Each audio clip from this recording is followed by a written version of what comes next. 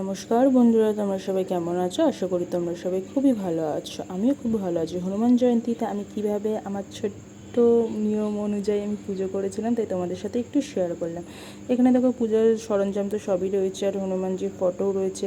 তাই আমি হনুমানজির ফটোটা একটা ভালো কাপড় দিয়ে গঙ্গার জল, গোলাপ জল, আতর দিয়ে ভালো করে মুছে নিচ্ছিলাম। আমার কাছে তো মূর্তি নেই, নাহলে আমি স্নান করাতাম। যেহেতু ফটো আছে তাই আমি ভালোভাবে মুছিয়ে নিচ্ছিলাম।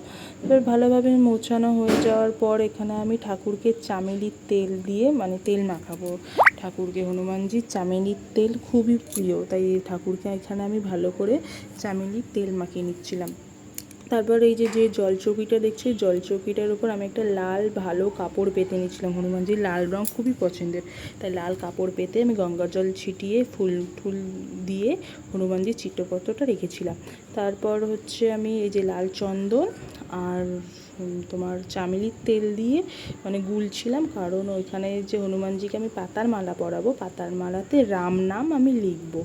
তো এখানে দেখো আমি 11টা পাতা জোগাড় করেছি। তোমরা চাইলে বিজয় সংখ্যার পাতা জোগাড় করতে পারো, মানে বিজয় সংখ্যা দিতে হয়। তো এখানে দেখো আমি রাম নাম লেখা হয়ে গেছে পাতাতে, আর পাতার মালাটা আমি ঠাকুরকে পরিয়েও দিয়েছিলাম, তার সাথে জবা ফুলের মালাও পরিয়েছিলাম। লাল রং ভীষণ পছন্দ, তাই লাল ফুল দিতে হয়। আমার কাছে যেটুকুনি সামর্থ্য ছিল সেটাই দিয়েছিলাম।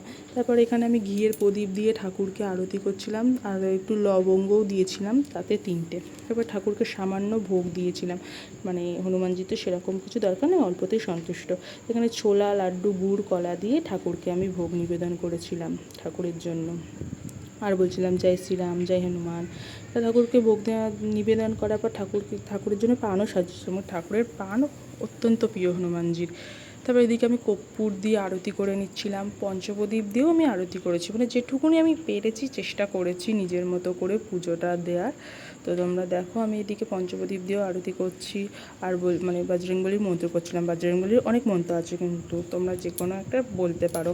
তারপরে এদিক যে হনুমান চালিসা, সেদিনকার তো হনুমান জয়ন্তীর দিন হনুমান চালিসা পড়তেই হয়। আমি হনুমান চালিসা পড়েছিলাম, সুন্দরকাণ্ড পড়েছিলাম, রামস্তুতি পড়েছিলাম।